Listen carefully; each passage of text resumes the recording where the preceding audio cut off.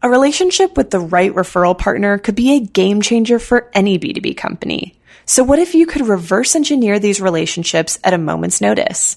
Start a podcast, invite potential referral partners to be guests on your show, and grow your referral network faster than ever. Learn more at sweetfishmedia.com. You're listening to the B2B Growth Show, a podcast dedicated to helping B2B executives achieve explosive growth. Whether you're looking for techniques and strategies or tools and resources, you've come to the right place. I'm James Carberry. And I'm Jonathan Green. Let's get into the show. Welcome back to the B2B Growth Show. Today we are joined by Matt Ostanik. Matt is the founder and CEO at FunnelWise. Matt, welcome to the show. Hi, Jonathan. It's great to be here. Really appreciate the chance to be on today. It's a pleasure to have you on the show because I think we're actually going to be talking about something that is very unique in this program, which is great because we're at 500 plus episodes now. So I love when we really get to tackle something that still has a very unique quality to it. We're going to be talking about using the revenue funnel maturity model to grow your business. But before we get into that, Matt, maybe you can tell our listeners a little about what you and your team at FunnelWise are up to these days. Yeah, I'd be glad to. Thank you. So at FunnelWise, what we're doing is we provide software and services to help companies get more out of their marketing and sales funnel. I started the business 3 years ago. I previously had led a large marketing and sales organization as part of my prior SaaS business. And I really got frustrated with, even with all the tools that I had there, not having the full intelligence into my funnel data to really help me get the most out of my funnel from that particular business. So I started FunnelWise and we built a great software solution and do a lot of other things on top of that to really help you really squeeze more dollars out of your marketing and sales funnel processes. Well, that's perfect. You're obviously an expert in the funnel. It's right there in the name of your company. So I think you're the right guy to come on today and talk to us a little about this revenue funnel science maturity, or the revenue funnel maturity model. And just to bring our listeners up to speed, I mean, this is really a model by which they can use this model to measure, forecast, and optimize their revenue funnels for their own business. But maybe you can sort of go into it in a little bit more detail for us. Yeah, and I can give you a little bit of context on it, which would be great as well. Funnels are complex machines, right? And as you build them out, and as you learn to better leverage the data and the technology you have around them, we see companies go through different stages of maturity as they learn to really maximize what they're getting out of their funnel as well. And a few months ago, we published the Revenue Funnel Science Maturity Model just as a way to describe the stages of growth that we see different companies going through as they try to implement the tools and work through the internal planning to really maximize what they're getting out of their funnels as well. So it's kind of like a blueprint for the journey. Yeah, and as we work with companies, we see many companies that are in the early stages of it, but there's also some great examples of those that are much further along on it. Kind of gives you a map for where you're going and where you might aspire to be with your company's own funnel in the future as well. Perfect. Well, we've got sort of 7 steps, sort of 6.5, sort of 8 steps. But why don't we start at this first step 0, really, according to FunnelWise, talking about this desire and the need. What do you mean by that? Yeah, it really starts with the level 0, or kind of the prerequisite for any of the other levels are, is your company trying to get more out of your funnel? Are you trying to grow? Are you a company with growing revenue? Are marketing and sales interested in working together? Or has the CEO or somebody else told them that they should be interested in working together to really grow more? And increasingly in today's world, we see lots of companies where that desire and need is there, right? Sales is getting tougher in many ways. Marketing is getting more and more accountable and involved with revenue growth. Many companies have this desire and need, but there's also a lot of certain vertical industries where perhaps marketing hasn't changed or the growth isn't there quite as much yet. So the desire and need in some areas is still a thing that companies are looking for, but it is growing. The market is expanding in terms of the companies where marketing and sales really have said, yeah, we want to work together and we've got a need to try and drive more from our funnel. Okay. So you have the need, you have the desire, you sort of maybe even have the infrastructure in place where you're ready to grow. But let's talk about then, okay, so stage 1, what does that look like? Well, and actually, it's interesting how you say, Jonathan, actually. So stage 0 really just is desire and need, no infrastructure yet. And stage 1 is really when we get into, okay, let's start to put some of this infrastructure in place. And for most companies, there's 2 key pieces of technology, a CRM system and a marketing automation system as well. And it depends who you're talking to, right? CRMs are very common today, even though there's still a lot of businesses that don't have CRMs as well. But particularly on the marketing automation side, platforms like Marketo and HubSpot and Pardot and Acton and Eloqua and many others, you see a ton of growth with companies deploying those types of tools alongside their CRM platform. And what happens is when you start to put that technology infrastructure in place, it becomes really important that you map out a blueprint for what you think your funnel should look like or does look like or will look like. And so that's really what stage 1 consists of. Getting that core technology, CRM and marketing automation in place, and talking through a blueprint of, hey, here's what we think our funnel might look like. Here's the stages. Here's the journey that a prospect goes on. That journey will inevitably change as you go, but just mapping out and talking about what you think it does look like today, if that makes sense. Mm-hmm. Yeah. So, Matt, I mean, do you also feel that, you're talking about the power of certain CRMs and, how effective they can be. I mean, do you also need to be thinking critically about the fact that you're using it appropriately? Are you maximizing it? Is that kind of a part of stage 1? Well, yes and no. It certainly should be part of any large piece of technology you're deploying. But the additional stages then as you go through the maturity model really focus on how you use the data from your system.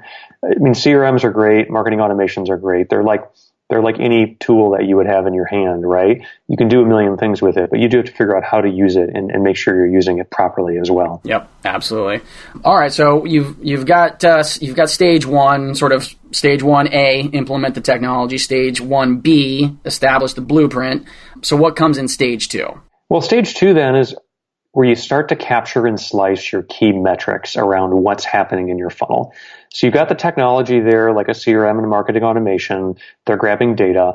What you're doing in that second stage then is just making sure you're capturing the right data so you have the foundation for further analysis. And really the key things that people need to be capturing and slicing are what's moving and changing in your funnel. So the actual movement from one step in your funnel process to the next. The conversion rates, so of 100 meetings that we held, 52 of them or 52% converted to the next stage to agree to a second meeting or a proposal or a demo or whatever it is in your particular funnel. And then also velocity and aging.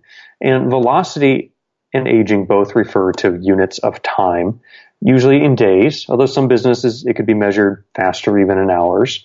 But velocity is how fast things are moving through your funnel, like how long it's spending in each step.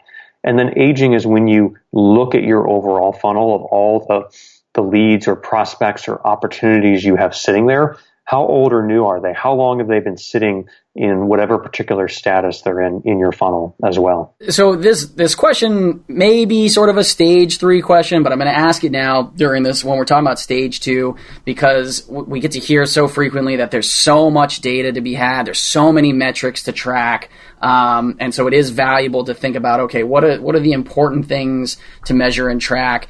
Do you find that there are any vanity metrics that people maybe get held up on that you think, that sounds good, or maybe, that's something you have the ability to track, but maybe don't worry about that as much. There are other things that you can be worrying about more. Well, there certainly are a million vanity metrics that are out there. Many companies get hung up on many different metrics that are of varying degrees of importance. It's hard. I'm trying not to be too judgmental about it because it depends on the business and depends what matters most to them. I will say one of the traps that we frequently see companies fall into, though, is most CRM systems are good at telling you what is sitting there in your funnel today, right? A lot of them have a pretty little dashboard you can run that shows you, I've got 100 opportunities in this stage and 50 in this stage. It's kind of like a snapshot in time of what's sitting there right now. And while that is helpful, as companies mature, one of the key things they have to start to grab about their funnel is not just what's sitting there at a moment in time, but how it's actually moving and changing. And that's when we talk about movement. when it comes to key metrics, because otherwise you've got these snapshots that are just strictly backwards looking. But the real trick for most business leaders is, how do I get that forward looking view? How do I know where I'm going in the future and what I need to add to my funnel in the future? And so moving beyond just the here's what's sitting in my funnel today into here's what's flowing through my funnel, that's where you get to that higher level of sophistication.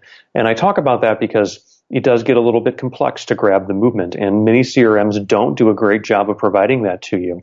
And so there's manual ways that you can capture that, or you can set up data snapshots, or you can use a software tool like FunnelWise to start to capture that as well. But the key point is to actually understand what's flowing through your funnel and moving beyond more just here's what's here at this one moment in time. Yeah, that's great. And even as you're explaining this, I'm having some flashbacks to high school physics where we were talking about sort of velocity versus acceleration. And so I don't know if anyone out there is sort of thinking the same thing, but that's kind of what was going through my mind, sort of a snapshot versus, okay, how are these actually moving forward and at what speed? So that's let's see, that was stage 2 on the capture and slice metrics. Let's talk about stage 3, this idea of goal planning and actual analysis. Yeah, and I'll actually talk about stage 3, and then if it's okay, I'll layer stage 4 on top of that as well. So stage 3 is goal planning and analysis. So prior to that, you got your technology in place, you're capturing some of these key metrics, including movement. So when you really get into stage 3, you start to have a conversation about what do I need to be feeding into my funnel and when do I need it? So if my funnel is being fed by leads from marketing, for example, well, how many leads do I need and when do I need them as well? And it's really reverse engineering your funnel and working through the math based on how things are moving, how they're converting, and what your actual velocity rates are. You can figure out, okay, if my goal is to get to this point in the future with my revenue growth, then here's what I actually need, whether it's 100 or 1,000 or 10,000 leads that I need this month or this quarter. It's figuring out what the right amount is to feed into your funnel. And it's tricky because there's that time lag in there, right? That's where velocity and aging really come into play. Because in most businesses, I would say the average range we see for businesses that we've worked with are sales cycles that go, anywhere from 30 days to 150 days.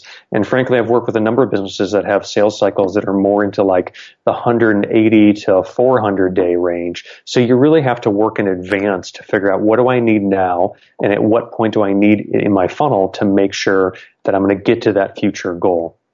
And then what you layer on top of that is stage 4, which is the concept of an early warning system. And that's really something to monitor and notify you if you're on track or not. I can give you a very short example from my past business before FunnelWise, where we wildly missed our sales goal one particular quarter. And it turned out when we actually dug through our data afterwards, there were warning signs and changes that were happening higher up in our funnel, like 3 months in advance. But we didn't have a good early warning system in place at that time in that business, so we didn't see them coming. But if we had seen that, we would have realized the changes in conversion rates and what we were feeding into our funnel was setting us up for failure at some point further down the road. And so that's really what the goal planning and those early warning systems and notifications allow you to do. That's perfect. That's perfect. All right, so you've got your early warning system in place. What then is stage 5? Yeah, so stage 5 then is where you start to get more sophisticated and you look at things like forecasting and also attribution. And those are two different topics. Sales leaders tend to be more interested in forecasting, in my experience, and marketing leaders tend to be more interested in attribution. But they're both very important but complex topics to dig into once you have all of this underlying data.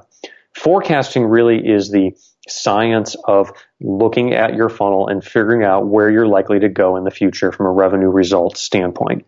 And there's an art side to it that many good sales leaders practice today, where they or their teams go through and place probabilities on their opportunities, right? This one's at 20%, this one's at 40%, based on criteria they've outlined. It tends to be a bit more of an art than a science, the traditional way of doing it, but using revenue funnel science, you can actually get into more of a science-based approach where you crunch the numbers and analyze your data and recognize that, hey, an opportunity that is 35 days old has a certain percent of close winning in the next 15 days based on what our funnel has done directly over the past year. And then on the attribution side, you can also connect the dots in your data to help figure out which of your marketing programs are driving the best results through your funnel. And then you can use that for better planning around where you're investing on the marketing side. They're complex topics, so even though I'm being a little long-winded, I'm also trying to keep them very short here as well. But there's lots of things you can dig into in further detail that really help you get better mastery, ultimately, of that complex machine that is your overall marketing and sales funnel. Yeah, well, and I'm sure you could dive much deeper into this, which I definitely appreciate, and we're going to give our listeners a chance to connect with you after the show if they're interested in following up. But let's we're coming down the home stretch here. Stage 6, benchmarking and optimization. Tell us a little about that. Yeah, and this benchmarking and optimization is a really exciting area as well. If you can't tell, I'm a bit of a data geek myself. I love digging into the funnel data in particular. It always tells a story in my experience. And one of the more interesting things that we've gotten into with FunnelWise in particular is being able to compare funnel metrics from one company to another. So when it gets to benchmarking, everybody's funnel is different, but there usually are some common elements or common points in the process where it's fair to compare funnel performance data across different similar companies. And so we can sit down and look at, how are your marketing qualified leads converting, or what is the difference or the variance in win rates results across your different sales team members. Some really fascinating stuff that can come from that, because you can identify within your particular business how well your funnel is performing, and you can specifically quantify, okay, here's how many more dollars we might be able to get out of our funnel by focusing on improving these particular areas. So it can be for companies that are trying to get more out of their funnel, the entire benchmarking process can be a great way to identify and prioritize where to focus next. Perfect. Well, and Matt, we're definitely going to make this, graphic, this blog, this website available in the show notes so that people can, really dive back into this idea of a revenue funnel maturity model. But I think, people are going to want to follow up. They're going to have additional questions. Maybe they want to find out a little bit more about FunnelWise or connect with you. What's the best way for them to go about doing that, Matt? Yeah, 3 great ways, Jonathan. So one, on our website, FunnelWise.com, there's a whole section on revenue funnel science and the maturity model and lots of great content. Second, to connect with me personally, I'm easy to find on LinkedIn. Would love to hear from you, Matt Ostanik. And I'm also pretty easy to find on Twitter. You don't even need to spell my last name to find me on Twitter. Just FunnelWise Matt will take you right to me. That's fantastic. Matt, thanks again so much for carving out a little time and joining us today on the show. It was a pleasure having you. Thanks, Jonathan. It's great to be here. If you're a B2B marketer, we want to feature you on sites like Huffington Post, Social Media Examiner, and Chief Marketer. Every week, we send out a question related to B2B marketing. We use the responses to those questions to fuel the content we write for really popular websites. So head over to sweetfishmedia.com/questions and sign up today. Thank you so much for listening. Until next time.